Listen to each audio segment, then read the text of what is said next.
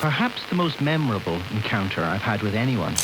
There's two sides of that because I think the way that I typically like to start with brands and how I think about it is building community. The way that I see brands doing that today is very transactional and it's very us focused, meaning like me, the brand. I need ROI. I need dollars. I'm a founder. I need to track this. So I'm just going to exploit you, the influencer, to try to get as much out of you as possible and then move on. Welcome to the Own Your Commerce podcast, where leading experts, brands, and innovators reveal strategies for e-commerce growth. I'm your host, Jay Myers, and this show is brought to you by Bold Commerce. Welcome to another episode of Own Your Commerce. Whether you're a first-time listener or one of our loyal fans, thank you for joining the conversation today. This podcast is all about having thoughtful conversations with people really pushing e-commerce forward. I think you're really going to enjoy today's guest. I have with me Cody Wittick, who is the founder and CEO of an influencer marketing agency called Kinship. And they do influencer marketing quite different than you might expect, though. Influencer marketing it's probably one of the hottest topics in e-commerce right now. Brands are leveraging it to skyrocket their growth, and to be honest, others are just throwing money away. There is definitely a right and a wrong way to do it, and Cody helps bring some clarity to that in this episode. Influencer marketing as an acquisition channel for e-commerce has grown rapidly, and for most D2C, direct-to-consumer brands, it's their number one source of sales traffic. So it's critical to understand how it works and to do it the right way. So without further ado, let's dive into this conversation with Cody. Hey everyone, welcome back to another episode of Own Your Commerce. Couple quick stats I want to throw out here really quick before we start. Did you know 47% of people aged 13 to 34 say they've purchased something online that a celebrity has spoken about or recommended? 86% of women use social media for purchasing advice. 60% of teens follow advice from influencers over celebrities. The person I have on my show is nodding right now. He knows all this. Influencer marketing campaigns earn $6.50 for every dollar spent. 17% of companies spend over half their marketing budget on influencers. 92% of marketers use influencer marketing. Influencer marketing is the fastest growing online customer acquisition method, and most major brands plan to increase spend on influencer marketing this year. The person I have with me is Cody Wittick. He's the CEO and founder of Kinship. I'll let him introduce himself. Go ahead, Cody. Managing partner and co-founder. Co-founder. Okay. With my business partner, Taylor. Okay. Well, I hope I didn't cause any riffle there. No. Yeah. Well, really quick, who are you and what is Kinship? Kinship, we're an influencer marketing agency. I came from the brand side before I started Kinship. I worked at one brand. It was called QALO. They're still around, so it wasn't past tense. They created the silicone wedding ring industry. I was there for about 5 years, got to work with a lot of big time celebrity influencers, but also the micros. And so with a use case like a wedding ring, it was very wide ranging. So I was able to work with a lot of different industries, which made my experience a lot more vast. And then jumped into starting Kinship. And Kinship was a name on purpose because we wanted to create kinship with brands and influencers, and all three of us kind of being a middle party to create family and really get past the transactional nature of influencer marketing today. So a lot of the ways that we do things is at a deeper level, trying to create communities around brands with influencers, trying to get their content repurposed. We'll get into all this stuff, but so that's kind of why we exist. So as I was reading some of those stats in the beginning there, I saw you nodding your head. Probably none of those were really surprising to you, I don't imagine, right? No, I was just paying attention to the ones where brands are increasing their budgets because that means more money for us. So it means you're in the right business. Yeah, exactly. I have a lot of questions I want to ask you. If you have, I guess, one thing before we get into it that you want the world to know about influencer marketing, what is it? What's your mission with the company? There's two sides of that because I think the way that I typically like to start with brands and how I think about it is building community. The way that I see brands doing that today is very transactional and it's very us focused, meaning like me, the brand. I need ROI. I need dollars. I'm a founder. I need to track this. So I'm just going to exploit you, the influencer, to try to get as much out of you as possible and then move on. The thing I got to experience at QALO with a product that obviously is meaningful to people like a wedding ring, but the principle, nonetheless, of building relationships on giving and not asking, I saw incredible value by doing that, by just giving the product away for free. And I saw people that were massive, massive names rally around our brand just because of doing that. The product had a significant impact on that. The brand was strong. You're celebrating something very meaningful to people like family. So not every brand has the ethos, but that is something that I believe I'm super passionate about bringing to brands, is that power of building community and convincing brand owners that are so, and rightfully so, they're so focused on bottom line, but convincing them that this actually is the best long-term play. The short-term impressions and dollars and organic posts are nice, but it's not something that you measure around a relationship, just like I wouldn't measure that around our relationship if I care about something long-term. So QALO, just for those listening, that's QALO. Correct. Not K-LO, which it always sounds like. Yeah, I'm quite familiar with them as well too. They're the silicone, they make silicone rings, right? Right. There's a few companies doing that now. It seems to be kind of a neat trend. I guess you can't damage your finger, or you can't get caught on something if you work in certain industries. Right. And there were some big names you worked with on the influencer, like Lebron James and Earnhardt Jr. Let's dive into that just a little bit. How did you build those relationships? Yeah, it all started with literally getting them the product. So it was wide ranging from like just people like Lebron. We never worked with officially. We never had like official contract. I don't think he does contracts with brands. He just has equity for someone at his level, but he just wore the ring. And so we used images of him wearing the ring to get into retail partnerships or as leverage for that matter. Dale Earnhardt Jr., we had a year contract with him. And then we had people that we had on monthly contracts, stuff like that, to produce UGC and stuff like that. So there's every level of the funnel and a very robust program. But building those relationships, honestly, I mean, Dale, the reason that we got to work with him is because for 2 years I was sending him product and he dug it. And then by the time we worked together, I can't give you a number of what it would have been if we were approaching cold. But I can tell you that it would definitely be a higher fee if he didn't already love the product and he wasn't telling his agent, basically saying, hey, I want to work with these guys. I love the product. So there is some credibility, especially if you're going to work at that macro level. But how I got to Dale is just working usually through networks of different people that connect with him, or it's a lot of relationship building one-on-one, even with influencers. So like the same way that I would want to get connected to you or someone else in marketing who knows him. And how do I get to him? Same way. Yeah. So what does that mean? You mentioned you build relationships on giving, not asking. What does that mean? It means giving them the product without asking for anything in return, typically. So for e-commerce brands, that's what we see best long-term for brands. And short-term, there is some ROI that we can get into for sure. But at the very basic level, it just means, Jay, I'm giving you my product. And it's just because I would love for you to wear my hat. And I think it's going to be awesome. And you are a perfect person that I think represents my brand. And that's it. I'm not asking for 3 Instagram stories right away because I just believe that the relationship is going to be greater value to me than those 3 Instagram stories. Okay, so let's dive into that a little bit. So like Kinship is a influencer marketing agency. Is that the proper way to describe it? Mm-hmm. You work with brands, right? Consulting them on a strategy, or do you actually do some of the legwork? We execute. Okay, so if I came to you with my hat company, you would find the specific people, ship them the products and curate the messaging? Or is it kind of like a tag team effort where you would say, hey, Jay, here's the 50 people we recommend sending it to, and then I send them out? Or like, what does that look like? Yeah, we would handle everything A to Z, but we have incredible input from you. So on our kickoff call together, we would basically say like, what are the brand personas that are already buying your product? And who are the personas that you'd want to actually get the product out to? So like maybe a new category that you're trying to break into. These are the people that are buying my product. You know, maybe this is the category that I would love for people to buy my product. And these are the influencers that represent those 2 to 3 categories. So we're able to populate a list, and we don't represent talent. So that's another like influencer marketing agency red flag. We don't represent talent. We're not motivated to get anybody any deal. We're just trying to find you the best influencers on behalf of you, the brand and product.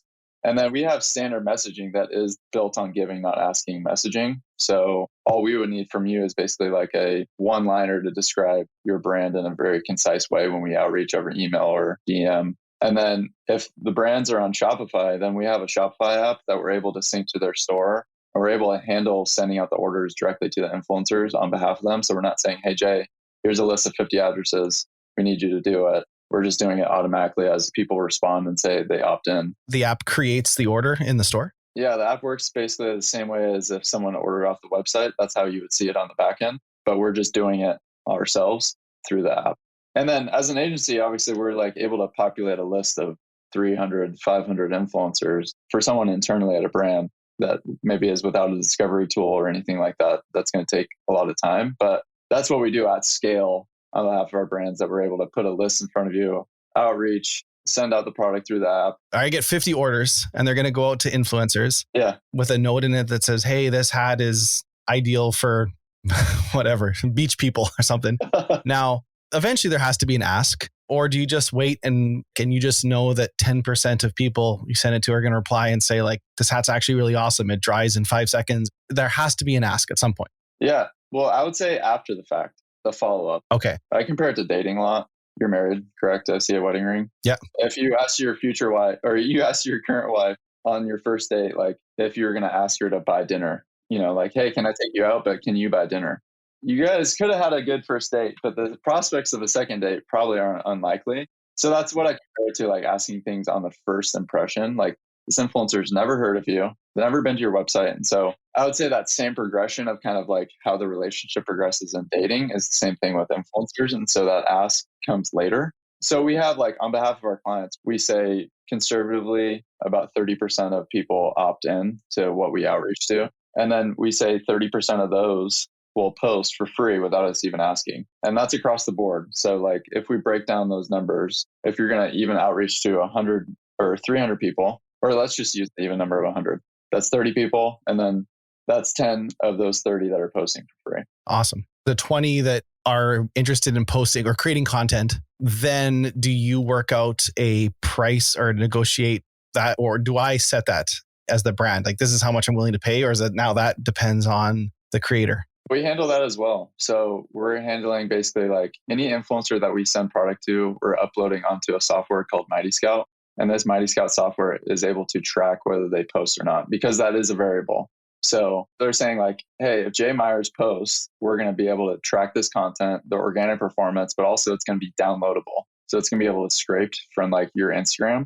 Then, especially if we really like the content, we're going to say, hey, Jay, like, can we use this content in ads for 30 days? Share it across our socials. Yeah, sure. Of course. Most of the time, these are micro influencers, so smaller tier influencers. So we're not dealing with like the macros that are going to get their agent involved and stuff like that. So that's all we really need verbally to give us content rights. And so then we take that content, we reformat it, we caption it, and we send it back to the brand and basically say, get this live in your ad account. So we only send them content that's usable. The final step in all that was we're sending out an NPS survey score, basically, to all the influencers that did receive product. That's just more data for them to understand how big of a fan they are of the brand. But to answer your question, is like, yes, we're following up for content rights. And then if they grant us content rights, we're sending it back to the brand to be able to use primarily in Facebook. Okay. So you'd come back to me and you say, hey, Jay, I've got these 20 creators that are interested in posting. No, they've already posted. Oh, they've already posted. What do I pay them? You don't pay them anything. It's free. Yeah, because we didn't ask for anything. Well, fair enough. Okay. That's true. Yeah, so it's like, hey, Jay, like, we would love to send you this hat. You're a perfect fit for our brand. If you're interested, let us know. All we need is your address. You send us your address, we get you the product through the Shopify app. You get the product, you're like, man, this hat is sick. Like, I love it. And like, you throw it up on your Instagram story for free without us even asking. We track that content. We download that content. We follow up for you and say, hey, can we use this content on brand's behalf and ads? And then we send it to the brand and they get it right live in their ad account. So they get the organic post for free and you get the asset formatted and captioned right away. So that's the short-term ROI that you get immediately. Is like, on conservative measure, we get 30% of people that are posting for free without us even asking. And then those posts, I know you can do this with Facebook. I think Instagram too. Like, if someone posts and tags the brand, there's like a checkbox that shows up that will say, allow brand to boost this post, correct? Mm-hmm. Yeah. They would have to tag it as a branded partner, and the brand would have to accept it as like an official branded partner, like sponsored by. Is that your recommended way of doing it? Or do you recommend that, John, who's wearing my hat, he boosts it and now we reimburse him and he does it through his ad account? If they do a post and we say, hey, we want to now like drop $1,000 and boost this post to, we create an audience or use Facebook's targeting. Yeah. What's the recommended way to do that? Well, we basically are doing that by just following up for content rights and downloading the content anyways and getting it live in that account. Like, what you're hinting at is we're not necessarily a fan of boosting posts necessarily. We like the whitelisting approach. much more, where we're actually getting access. What does that mean? It's effectively the same thing, besides the fact that we're getting access into their audience rather than just kind of like, you have more control, right? Like within boosting posts, when you go through the steps of the process, it's just kind of boosting that organic post. But with whitelisting, you can run any creative through that influencer's handle. Usually it is the influencer's creative, but you're running it through their handle. So you've seen it 1,000 times as you scroll. Jessica Alba with HelloFresh. Like it just says Jessica Alba sponsored by HelloFresh, but it's her handle, actually, like the creative served from her name. Right. Okay. So that's what I was referring to the first one. As long as they do that as a collaborative post, tag the brand, then the brand can pay to boost it. Yeah. If the influencer does that on their own, sure. We just aren't directing them to do that either way, because again, we're not asking for anything. So this is all bonus. If they post, great. We're not directing them to do like the branded approved thing partner so that they could whitelist. The brand wanted to ask for that right away, we would still recommend getting the content live in that account first to judge whether this is worth going back to the influencer for whitelisting or for boosting if they wanted to do that. So a lot of this is just testing the creative, testing which creative is working, which creators are working to see what's successful. Sorry if I'm getting a little bit into the weeds on this, but I find it fascinating.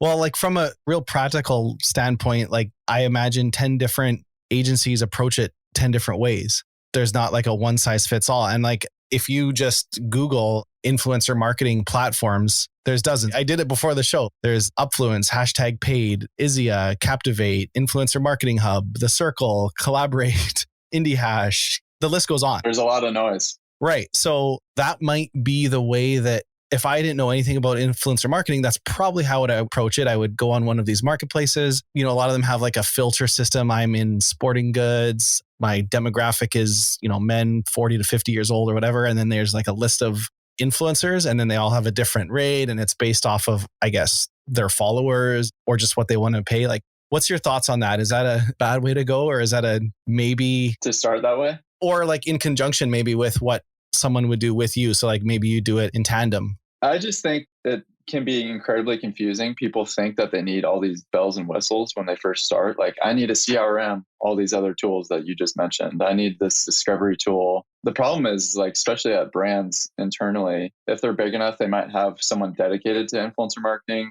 or they have someone that's doing it as a part of their job that they also handle email, and they have a small team that like they don't really have time for all this, and so they feel like they need all these tools. I feel like it's sometimes more hurtful than helpful, and there's a lot of free tools like at your disposal to be able to like reach out to influencers, discover influencers. Like Facebook even itself has its own discovery tool that's free that you could just start out and test it, see if you have time to even like dedicate towards using a tool instead of just forking over a ton of money for it. Yeah, that's interesting. Last question on the granular stuff before I want to get into big picture stuff, but what's the payment model like? So is it then by number of influencers or by number of posts, or if someone works with your agency? Oh, it works with us? Yeah. We break it down in a per head that we're reaching out to for like something like the seeding program. We have other packages as well, but for that specifically, usually it's like 300 or 500 influencers that we're reaching out to, and it's just charged a flat fee per head. But then it includes everything else that we just talked about, like every time. Right. And the seeding platform, a seat is a creator, a person who's posting. Oh, the seeding package. Seeding. Seeding. I misheard you. Influencer seeding, sorry. Yes. Giving your product out for free, usually to influencers. A lot of people use gifting, but gifting programs are often confused with what we do, which is not what we do. A lot of gifting programs are guaranteeing posts or guaranteeing like the influencer is going to post about you, which we don't. Gotcha. Okay. So taking a step back, given that like, some of those stats I read earlier that 92% of marketers are using influencer marketing and almost all major brands are planning on increasing spend. And, you look at all these numbers, like not everyone's going to win. What are the brands that are going to win? What are they doing differently than the ones that aren't winning? And I guess, so like, what do brands do right? And what do brands do wrong when it comes to influencer marketing? Yeah, this is a great question. I would say the more that you can think about influencer marketing alongside your customer experience, the better. So if you can think about your customer experience like unboxing, super important. It makes the customer feel like, wow, they're really a part of something special. Same thing for influencer. The more that you can think about like that end user experience being really, really awesome, the better your influencer marketing is going to be as well. So that goes to the first impression, your outreach message. That goes to the unboxing that they receive in the mail. that goes to like the follow-up emails if they do subscribe to your email list and stuff like that. So that, I think the more that you're investing in brand, that's what I would say is brand, is like those certain things that are involved, the better, because that's where I see a lot of differentiation between like the influencers that are rallying around brands versus the ones that are not. It's just they're going too transactional, they're focused too much on profit, and they're sacrificing the product, to use the Steve Jobs quote. Yep. Those are some of the things. To circle back to what brands are doing well with influencer, I see a lot of people that are focusing on the content more and more, which I think is the right way to go. But still, there's the other side of the coin of that, which is a lot of brands are really so still focused on the organic performance of things, which is just really hard to actually get sales out of organic. I mean, you hear like the stories of TikTok, like I sent my product to a TikToker and he blew up and I had $500 million of sales in one post.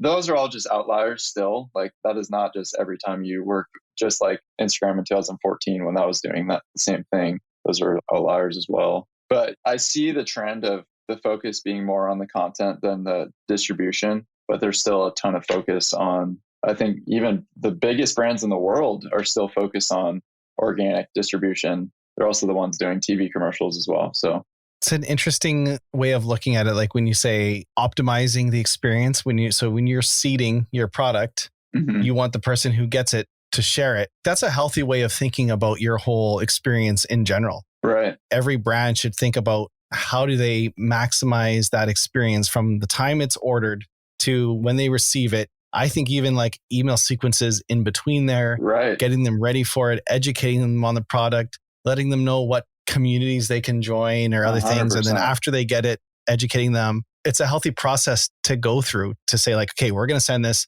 to 100 influencers. We want them to try to share it. Like you should be doing that every time and your customers can just 100%. be your influencers. Yes, totally.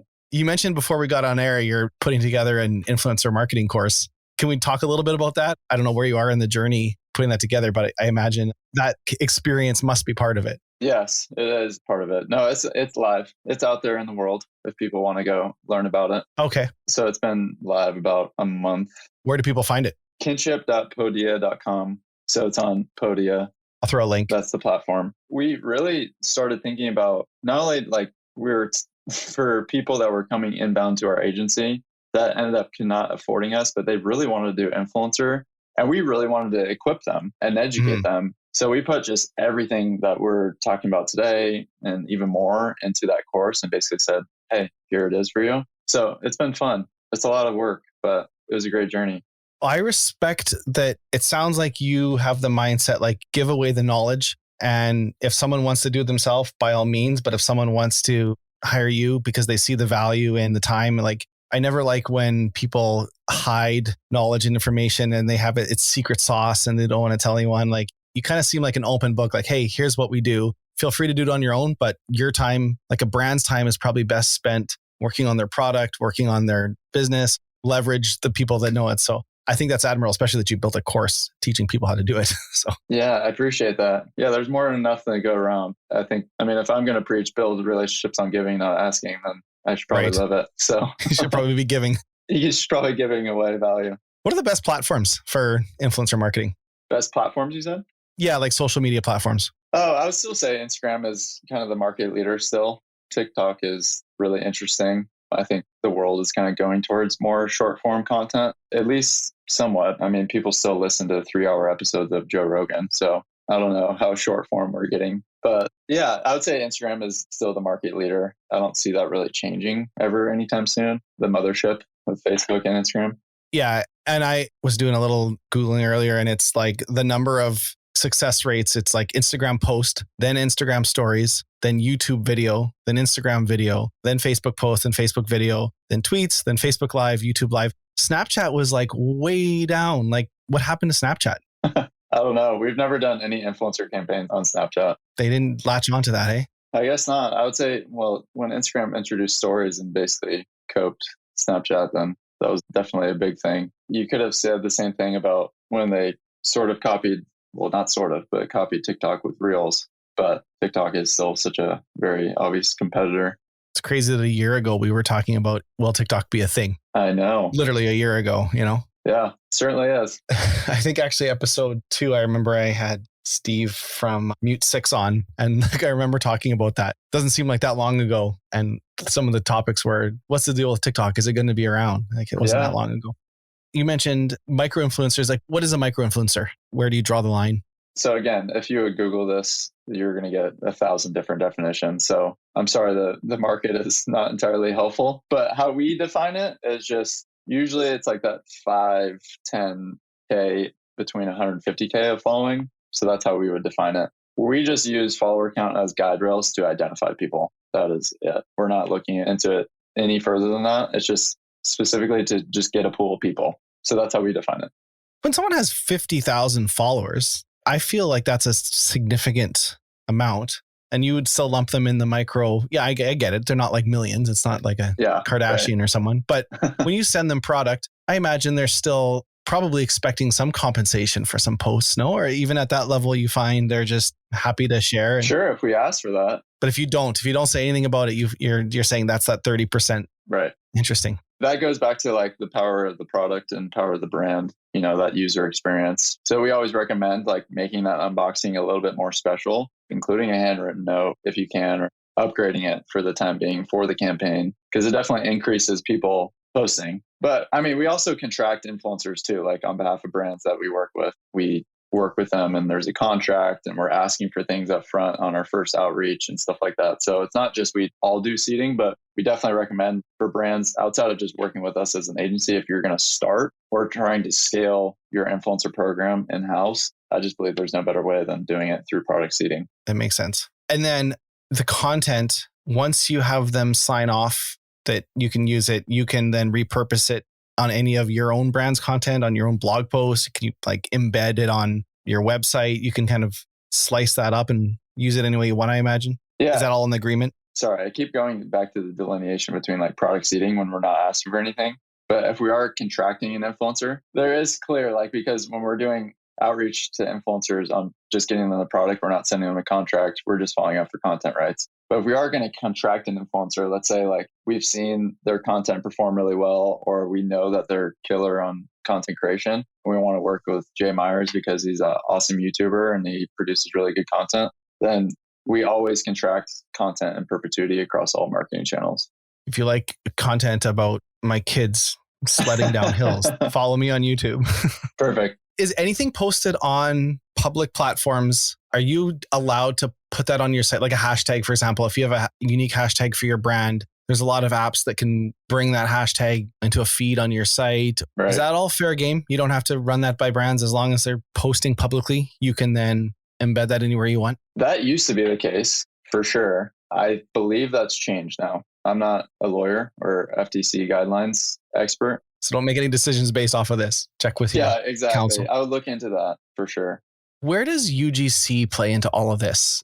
I kind of see blurred lines. So user-generated content. I had Chris Mead from Spikeball on recently. I think it was episode 4 or something. If anyone wants to scroll back. One of the things he was very open about on the episode was how they leveraged UGC to really scale their brand. So they did something where when they sent out a Spikeball. Like a set. Yeah. Sorry, not Spikeball. Crossnet. Spikeball's their competitor. Yeah.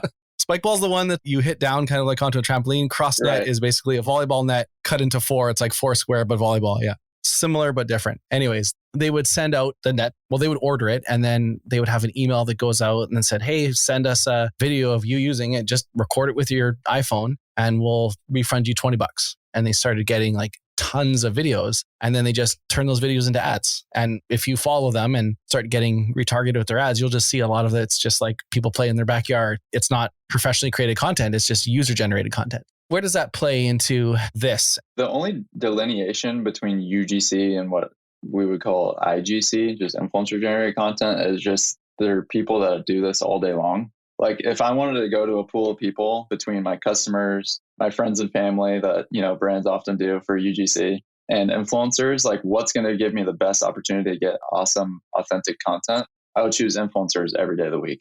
Just because a lot of these people created a following, one, off the backs of their content creation ability, and two, they're doing this all the time. And it goes to the point, though, that this has to be authentic. So that start with product seeding, start with getting them to adopt the brand and product. That's where I see, because a lot of that product seeding package that we went through in very minute detail, that leads to a ton of UGC. The influencers are posting, we're getting the content, we're getting it live in the ad account, and it's the same thing. But yeah, huge fan of UGC, huge fan of getting that content. I just think, and even raw, the more raw, the better, the more native to the feed, the better. Yeah, I guess it's just better quality UGC. Yeah, sure. Like going to my cousin who is very uncomfortable on camera. I hope he doesn't listen to this episode. Poor guy. That was just an example. But CrossNet, like there's no talking. It was just like set up your phone and just start playing the game. That's great. But like a lot of brands predominantly, like they need some talking points to explain the product or explain like how this makes them feel or look or all that stuff. So that's where using professionals, what I would say influencers, is to your advantage. Yeah, that makes a lot of sense. Like with QALO, what are you going to do? Just film the ring laying on a desk? Exactly. Like you need someone to show, and it makes sense. CrossNet definitely lends itself to just film people playing. It can be your kids in the backyard. And I'm sure they had content that they're talking about it, how fun it was and all that stuff. But maybe they use influencers for just those things. Where do you think influencer marketing is going to be in 3 to 5 years from now? What's going to be different? I hope the vanity metrics are completely gone. That's what I hope for. So follower count, engagement rate, likes, none of those things would really affect the way that we think about it. People went up in arms when Adam Mosseri at Instagram was saying we're going to remove likes. All these celebrities, even like, I don't know what Cardi B was like, I'm dropping off Instagram and all this stuff. But it doesn't affect the way that we think because we focus so much on the content creation. It would be a lot more healthy for people too. I was just going to say that. If you could not see how many followers someone had and you just followed them for their content and what they put out, that'd be a true follow. That's a true follow. Exactly. I agree. I want to get into a quick lightning round after. One last question is on the influencer side. Is there any final piece of advice you would give brands right now, maybe on the fence or considering leveraging influencer marketing this next year? Yeah, I would implement the strategy that we talked about. You could do that internally. We broke it down pretty clearly. That strategy applies to 1 or 1,000 people in terms of product seeding. As many as possible, I'd be sending out your product to, based on your budget, based on your COGS, I would send out as many as you can. Start building those relationships because I think the community will scale you and have compounding value much larger than even that Instagram post that you asked for. Because now you have a community of people that you can tap on and basically say, like, maybe not everyone's an amazing content creator, but like the ones that you do identify, like work with them, have them produce UGC on a month-to-month basis and pay them accordingly. Have people that you just continually seed product to and build relationships with. Have people that you sign up for ambassador or affiliate programs, like whatever you want to do. Now you have a pool of people that you can tap on. So definitely invest in product seeding in one way or another, whether you can send out 5 products or 50. And then 2, if you're not using UGC or if you're not using influencer creative, we've just seen time and time again that perform really, really well within Facebook ads and providing on average a 15% lift in the ad accounts that we run. So getting that influencer creative into your ad account, into your paid media mix, I would definitely recommend, and testing it, seeing what works. I know you said this earlier, the whole tracking ROI, you said kind of don't make that at the front. But is there a way, like I would want the products I send out, I would consider them part of my CAC, customer acquisition cost. If I'm taking a budget that I spend, because this is going to be going through brands' heads right now, like, well, my product is $500 or my product is $200. And if I have a budget that I spend 20 grand a month on advertising through Facebook and Instagram, and someone wants to experiment and say, maybe I'll take a percentage of that, I'll take 10 grand and I'll put it towards product seeding. And so I'll take 10 grand of product and send it out. Is there a way? Can you track through these people or through that platform? I can't remember the name. Mighty Scout. Yeah. So that tracks that they did post. And the organic performance. So you get the organic metrics. Can it follow it through to a sale? That's only if you give them a discount code up front, like on that post specifically. Gotcha. We're going to say track sales within Facebook. So get that content, get content rights and track it within Facebook. That's all the attribution that you would want or need. What does that mean, track within Facebook? Through their ads platform? Yeah, exactly. Getting the content live in that account. I would just think about it in the way that even in the short term, if you're going to send product to 100 people, 30 people get the product and 10 of those posts. So how much would you pay for 10 free organic posts and how much would you pay for at least 10 assets? But on average across, again, these are averages, we see 2 to 3 assets per creator. So someone throwing up 3 Instagram stories at once, or they're posting several times based on the use case of the product. So that's 10 to 30 assets. Like how much would you pay for those from influencers that you're basically getting for free at that point? So like I would think about it from a budget perspective too. Like how much are you paying for content creation and organic posting that you're not even paying for really specifically, you're just sending out the product, and then tracking the ROI on that once you get creative live in that account. Okay. So you're not necessarily tracking that initial post that they do. Like, hey, Jay just sent me this ad. It looks super awesome. Fits great, dries fast. But then the follow up, then when you turn those into ads, tracking from that. Okay. Makes sense. I learned a lot. So thank you. Yeah, it was fun. I want to jump into the lightning round questions here before we run out of time. Yeah. I don't know if you had a chance to read through them or not before, but I ask every guest this. One day I'm going to turn it into a blog post with all the answers, or maybe an ebook, and you'll be famous.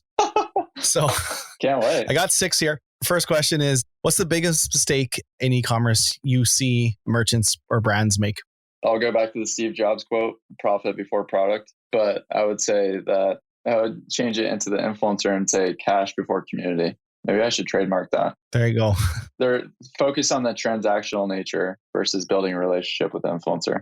I like it. Do you have a pet peeve when you shop online? Oh man, there's so many that came up to mind, but I would say just overall busyness, like a lot of pop-ups or tons of different like landing pages and drop-down menus, just a ton of going on. That's a pet peeve for sure. Yep, I agree. What's your favorite thing about your job? The ability to implement things after brainstorming and just doing it right away. There's no hoops. There are a lot of advantages to owning your own business. So it's like, all right, we're going to go with this route, implement it right away. Yeah, you wake up in the morning and your day is yours, right? Exactly. What's your favorite online store? Or if you don't have a favorite one, the last place you bought something? Yeah, don't have a favorite. And besides Amazon, the last thing that I bought something from Rogue Fitness, building out a home gym. Oh, cool. As is the rest of the world, right? Exactly. Rogue's doing very well. Oh, yeah, that's right. Is that because of the injury? Well, yeah. And basically like the gym changing. Yeah. What's the number one thing you think stores could be doing to grow sales, but aren't? There's a lot of brands that are doing this, but I would say, especially with like the iOS 14 updates, having a robust email channel would be very important. So that was actually the thing that came to mind. Yeah, it makes sense. It's that owned media. It's the thing that no one can take away from you, right? Right. Last question. Most of our listeners are business owners and entrepreneurs. Can you end with a favorite quote or any advice that's helped you that you'd like to share? Well, besides the phrase that I need to trademark as well, build relationships on giving, not asking. My favorite quote is, "What's obvious to you is amazing to others," by Derek Sivers. It goes back to what we were talking about earlier about just sharing, keep providing value to people. You don't have to have a scarcity mindset. There's more than enough to go around. And so that inspires me as like a business owner and agency owner that wants to put out content and share content. Man, what's obvious to me doing influencer marketing for 6+ years is really amazing to at least hopefully one person listening to this. And it just makes me more motivated to share. And so like for brand owners, what's obvious to you is amazing to others. Just keep sharing, keep providing value to your customers or your network. But I love that quote. I like that too. Where can people find you or learn more about Kinship? Yeah, I'm very active on Twitter and Instagram. That's kind of where I put out content on influencer marketing. I'm just at Cody Wittick on both. Connecting with me would be therefore connecting with my agency. And then we mentioned the course as well. That's on Podia for people that are interested in building out an internal program and learning a ton. We gave away a ton of value there. Awesome. And for those listening, Kinship is KYNSHIP. And is it .co? I can't remember. .co, correct. .co. Yeah, the new trendy TLD. All about the trends. Thank you so much, Cody. Really appreciate you coming on. Thanks, Jay. That's it for another episode of Own Your Commerce. If what you've heard has helped you in any way, I'd love it if you'd leave us a review in iTunes or Spotify or wherever you listen to your podcast. It's a new podcast and reviews really help spread the word. And if you know someone you think that might benefit from this podcast, share it with a friend. If you'd like to learn more about Bold, visit boldcommerce.com. You can view all our past episodes, and if you have a story you'd like to tell, we'd love to have you on the show. You can apply to be a guest or suggest a guest on our website as well. That's all for now, and we'll see you next week.